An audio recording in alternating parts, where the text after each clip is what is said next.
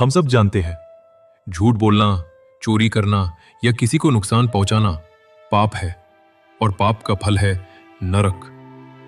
पर क्या आपको पता है, ऐसी कुछ गलतियां भी हैं जो हम रोज करते हैं, बिना जाने, बिना सोचे, और वही गलतियां हमें सीधे यमलोक के अंधेरे द्वार तक पहुंचा देती हैं।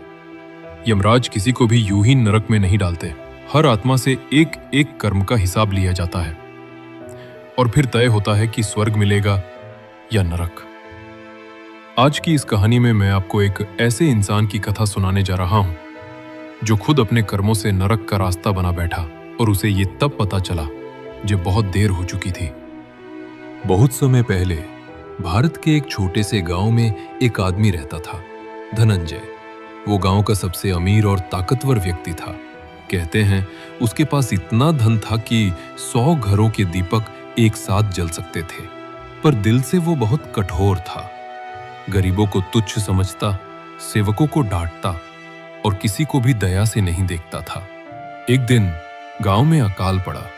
लोग भूखे मरने लगे, लेकिन धनंजय के गोदाम में अनाज भरा पड़ा था। वो कहता, ये मेरे मेहनत का है, मैं क्यों दूं?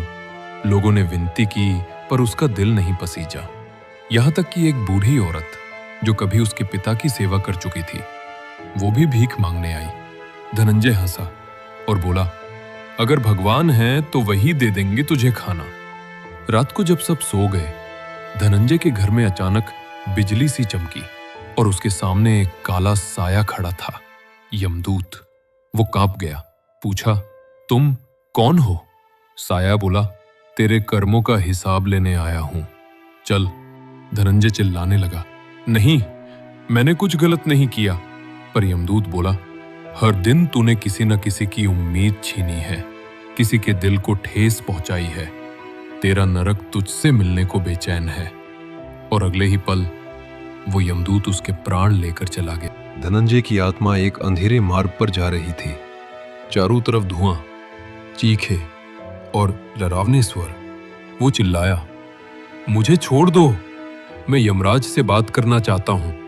और तभी सामने प्रकट हुए यमराज, गंभीर, शांत और तेजस्वी। यमराज बोले, धनंजय, जब तू जिंदा था तब किसी की पुकार नहीं सुनी। आज तेरी पुकार सुनने वाला कोई नहीं। तूने सोचा था धन से सब मिलेगा, पर कर्मों का हिसाब हर आत्मा को देना पड़ता है। फिर यमराज ने अपने सहायक से कहा, ले जाओ इसे तामिस्र नरक में, जहां स्वार्थी और निर्दयी आत्माएं भेजी जाती हैं।